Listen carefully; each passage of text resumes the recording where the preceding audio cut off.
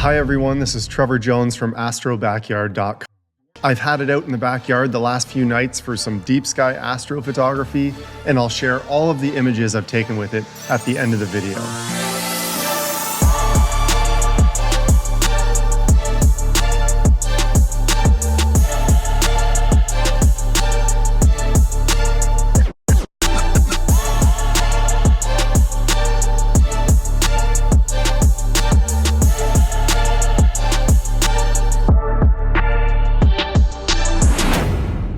The DWARF 3 is in the smart telescope category of equipment. It combines a small telescope, an astronomy camera, and a computerized mount to track and photograph objects in space. It also features a secondary wide-angle lens that can be used for daytime photos and videos, as well as astrophotography. It can find and track objects in the sky, and there are internal filters and stacking to help you produce an impressive image. If you're like me and you want to process the image yourself, you have the option of saving each individual picture as well. Before I get too deep into the specifics, here are the primary features of the DWARF 3 that you need to know. It comes with the smart telescope, of course, a soft padded case, a solar filter, and a USB-C charging cable. It does not come with a tripod, so I mounted it to one of my existing photography tripods with the 1/4-inch thread. You can use a mini tripod if you want. It's not very big and it weighs just about 3 pounds. Also, you'll have to download the DWARF Labs app on your smartphone to use it. I'm using my Android phone and so far it's worked great. Even though it really doesn't look like it, this is a telescope. At least it has a telescope in it. Or is it a telephoto lens? It doesn't matter. The primary telescope or telephoto lens has an aperture of 35 millimeters and a focal length of 150 millimeters. So think of the Red Cat 51 at 51 millimeters of aperture. This one is 35. It's a teeny telescope. However, it seems to be a good match with the Sony IMX678 sensor in terms of image scale, which I'm sure is no mistake. It has an equivalent focal length of 637 millimeters. That's quite a jump from the native focal length of 150 millimeters of that little scope in there. It's the tiny sensor on the camera that crops it in so much. This provides a very practical field of view for a variety of deep sky objects, the sun, and the moon. Here's how big the Horsehead Nebula and Flame Nebula in Orion appeared using the DWARF 3 for reference. There are 2 built-in filters for astrophotography on the DWARF 3. For broadband targets like galaxies, the Astro filter is what you'll want to use. For emission nebulae and supernova remnants, the dual band filter is the best option. I found this filter to be the most practical from the city overall. You can easily choose the filter that you want to use before you start imaging your target. My favorite part about the DWARF 3 telescope and what sets it apart from the other smart telescopes is its EQ mode. You know what that means? Better, longer tracking, longer exposures, and more options for capturing your targets. There's even a simple polar alignment wizard to help you get it at just the right angle. To connect to the DWARF 3, you just need to hold the button on the side and connect to it via a Wi-Fi connection. It was super straightforward to connect, and I jumped right into the photo mode. You can pan around to take pictures or 4K video, but it won't record sound. The controls to move the DWARF 3 around are responsive. You can choose the speed that you want to slew it around, and when it's at max speed, this thing flies. When you need to fine-tune your pointing, like when you're lining up the moon or the sun, you can slow it right down. I didn't really expect to care about the daytime photography mode on the DWARF 3, but the wide-angle telephoto combo makes it really easy to scan around your surroundings and zoom in on an area of interest. The autofocus works really well whether you're zooming in on a branch to capture a bird or you're locking onto the moon. Ash found a red-tailed hawk sitting on a power line in front of our house and quickly set up the DWARF to capture him. Look at this footage.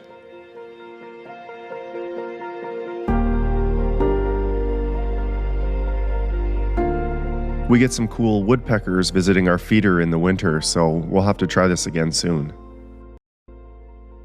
The app includes a sky atlas or planetarium, which is very similar to the one you'd find in the ASI Air or the Seastar. This is my favorite way to choose a target because I can just focus on my available area of sky and see what's up there. You can also search for objects by typing in the name or the catalog number of the target, or just manually point to an area of the sky that you want to capture. In my test, the DWARF 3 found and locked onto my target and autofocused it incredibly quickly after choosing it. I want to remind you that it wasn't too long ago that I was using a 3-star alignment on my hand controller to get this level of pointing accuracy. You gotta love plate solving. As for setting up your imaging plan, you need to go into Astro mode. Next, press the function button at the bottom. Here you can take your dark frames, go through the EQ mode walkthrough, which is highly recommended, start the sky calibration process, access the Sky Atlas, and adjust some important camera settings. I'd recommend trying out the following settings if you like the way my photos turned out. I looked into what the AI enhancement actually does, and here's what DWARF Lab had to say. It is for image stretching and noise reduction. AI Enhance will not add any synthetic data or AI-generated content to your images. Good enough for me. Now you need to select your exposure settings for your astrophotography target. Click the bottom Settings button and choose your exposure length, your gain setting, which is similar to ISO, and the filter you want to use. For my shots, I took 30-second exposures to collect a good signal. I took advantage of the EQ mode, which allows you to take longer exposures. If you haven't polar aligned the DWARF 3, stick to 10 to 15-second shots. Speaking of EQ mode, this was a bit of a strange process. You have to face the back of the DWARF 3, the non-logo side, to the north. Then tilt the device downward at the angle of your specific latitude. Now, I got pretty close because I've been polar aligning my mounts at the 43 degrees north latitude for over a decade. But if this is new to you, it might take a few tries. The wizard in the app walks you through the process and then checks the alignment you've set. It provides guidance of which way you need to adjust the angle, but it's still just a rough guideline. However, even with a rough polar alignment, you'll get better tracking than you would without it in EQ mode. The DWARF 3 has some cool tracking options. There's object track for the daytime, which I suppose you could use on birds or people shooting in that 4K video. And then there's the moon and sun tracking, which are much more important to me. The moon tracking works very well, and it keeps it nice and centered and autofocus so you can take pictures or a video if you want to stack the individual subs. Capturing the sun is easy too. It has this handy clip-on magnetic solar filter, and then you can just use the wide-angle camera lens to find the sun and line it up, is where the DWARF 3 really shines. The focal length and field of view are just perfect for so many projects, especially large nebulae regions. Most galaxies will be quite small, but the Andromeda galaxy fits in the frame perfectly, which is so satisfying to see. I enjoy seeing the live stack image on the screen get better and better as I collect more subs. Some of the subframes look worse than others, but that's why I like to select my own frames for stacking